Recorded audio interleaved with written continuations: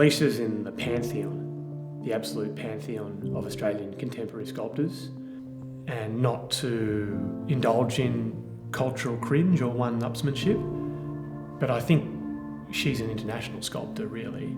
Her work and her investigation, it deals with universal themes. She's very much an international practicing artist. Lisa's someone who is incredibly dedicated not only to her practice, but dedicated to the experiences which have informed her practice. Occasionally we see her sculptures appear on the secondary market.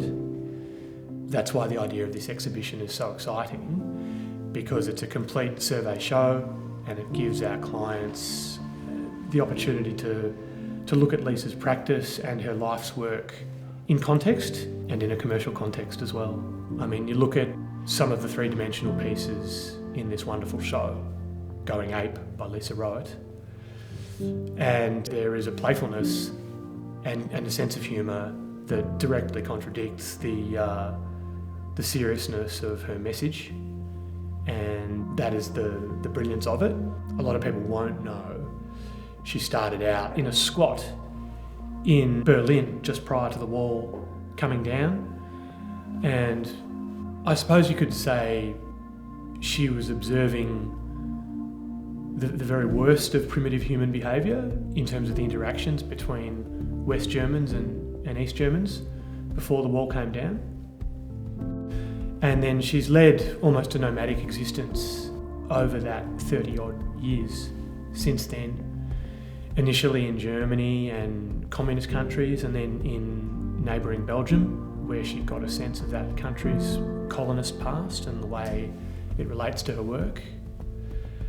And then she spent years working in different zoos, laboratories and research centres to further bolster her inspiration and her source material. She's had major public installations in Hong Kong, in mainland China, in the Netherlands, in Edinburgh, in Scotland. So her achievements are on par with any Australian contemporary artist. Lisa's art is really an art of our time.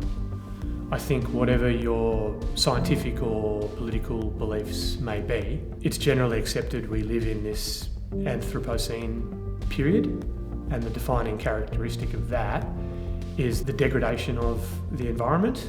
The consequences for climate change are, for the first time in history, a direct result of human behaviours. And this is relevant for all of us. It's not necessarily the major thrust of Lisa's work, but contemporary art is about contemporary life and contemporary thought, and this idea of extinction is never far from any rational person's thought. But her sculpture, it sits aside anything in the world I've seen in that medium, in bronze and marble.